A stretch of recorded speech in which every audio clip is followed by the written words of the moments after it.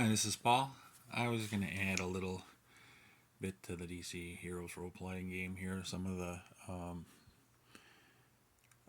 combat, a little example combat they put in their read this first book before playing the game. They have these two characters as the example: the Cyborg versus the Terminator. And when if the Cyborg's going to go try to hit the Terminator, it's dexterity versus dexterity. Um, So it would be the 6 versus the 10. And let's get the book over here. That's example they're trying to get here. It says, okay, Cyborg is trying to hit the Terminator. I'll kind of put him up here. So it's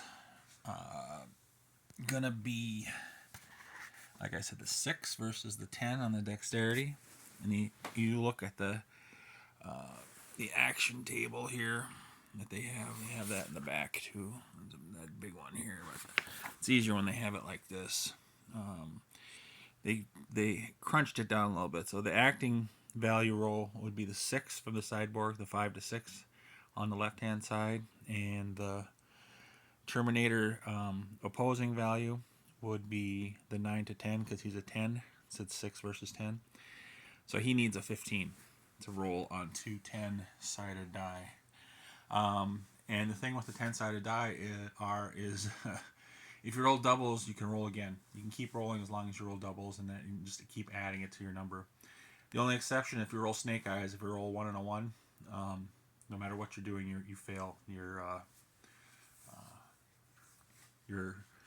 what you're ever trying to do.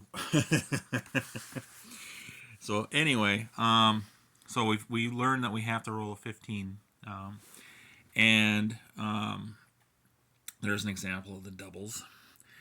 Now, there's a thing called a column shift on here. If you roll really well, you get a bonus. You get a column shift. That's what they're kind of saying right there, where it says 5th in red.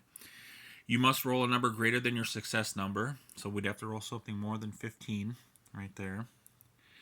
And then the total die roll must lie beyond the column shift threshold. And it says any roll over 11. You can kind of see in red, they have the 11s marked off. So anything over that plus meets your is over your success number or meets your success number. Let's see. Greater than your success number, I'm sorry. So I'd have to roll greater than 15 plus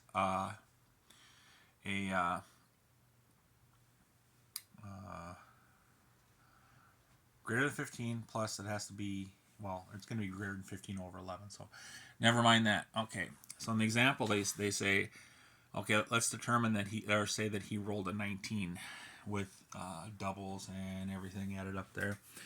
Now it says determine the number of column shifts. Well, let's go to the other page.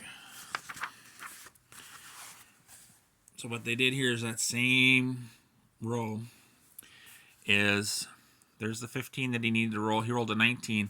That's even better than the next column over. So he gets one column shift. I think the next number on there is like a 21. So it's not. So if you looked over here and did it, it was 5 to 6 and 10. So yeah, the next one would be at 21. So he did a column shift, one column shift more on his roll beat the next one that was in the next column over. So he gets one column shift on the result table. So what's the result table? Well, you take the number that was rolled.